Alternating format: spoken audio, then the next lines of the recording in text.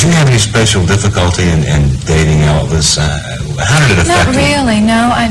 Maybe because of my youth or whatever. I'm a very adaptable person, and it just sort of seemed very right and very natural. When you love someone, they suddenly, it wasn't Elvis on the marquee anymore. It was Elvis with a little E. It was just a human soul that I happened to love. What were dates with Elvis like?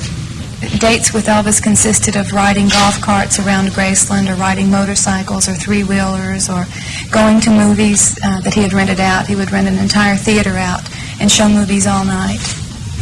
And he enjoyed going roller skating occasionally. He would rent the fairgrounds out and ride the roller coaster 15 times in a row, that sort of thing. But he would never, ever go anywhere in disguise or try to No, incognito. Yeah. Because he had his own walk, he had his own stance. There was no way that he could really disguise who he was.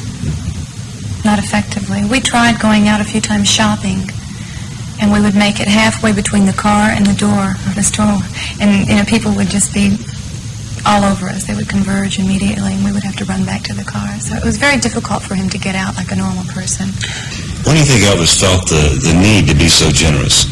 It almost got to be second nature with him. It was just a facet of his character, like drinking a lot of water or whatever. That was just part of his nature. And it was really astounding if you just sat back and pondered for a few moments about the extent of his generosity. It was incredible. And it began, he told me the story, and I think it's really a sweet little story. When he was 9 years old, he said that he got saved in the Christian sense. And they were very, very poor in Tupelo, Mississippi, Elvis's family. He said he was dirt poor. And he suddenly was just filled with this wonderful spirit.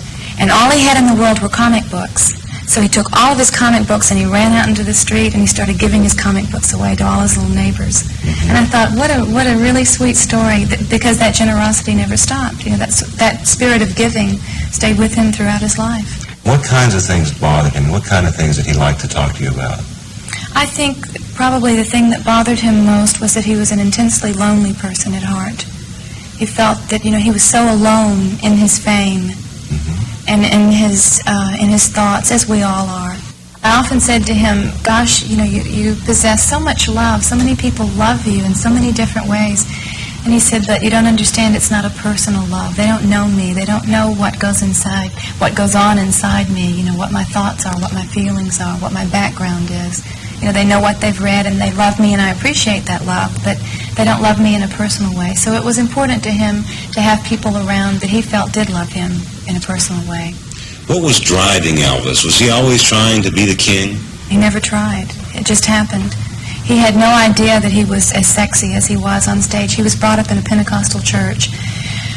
Emotions are bare and raw, in the South even, but particularly in the Pentecostal religion. They're not afraid to display their emotional content, and they certainly do during services. And he was brought up in that sort of atmosphere, so he was used to moving when he was singing, and that was just a very natural thing for him to do. And he had no idea that it turned a lot of people on, and turned a lot of people off. What got to him at the end? Was it his frustrations, or what? I think yes, he was frustrated in the sense that he had done everything that he could do at that point in his career, and he wanted to progress, he wanted to go on, he wanted to tour Europe, he wanted to make a very legitimate, decent film that would provide him with the proper vehicle to display his acting ability. He could have been a terrific actor, and he was frustrated in that respect, I think. In show business and in the recording industry, many people move out to the West Coast, out to Los Angeles, but Elvis never did that. He always kept his roots here and kept his home in Memphis. Why do you think he did that?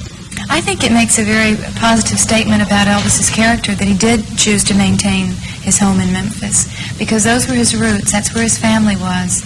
And the South has its own sort of culture, its own lifestyle, and a slower, easier pace, and the people here are more salt-of-the-earth people, more normal people.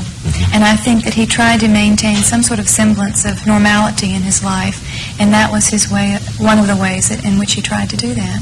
So I think that does make a very positive statement about him, that he didn't get caught up in the Hollywood life.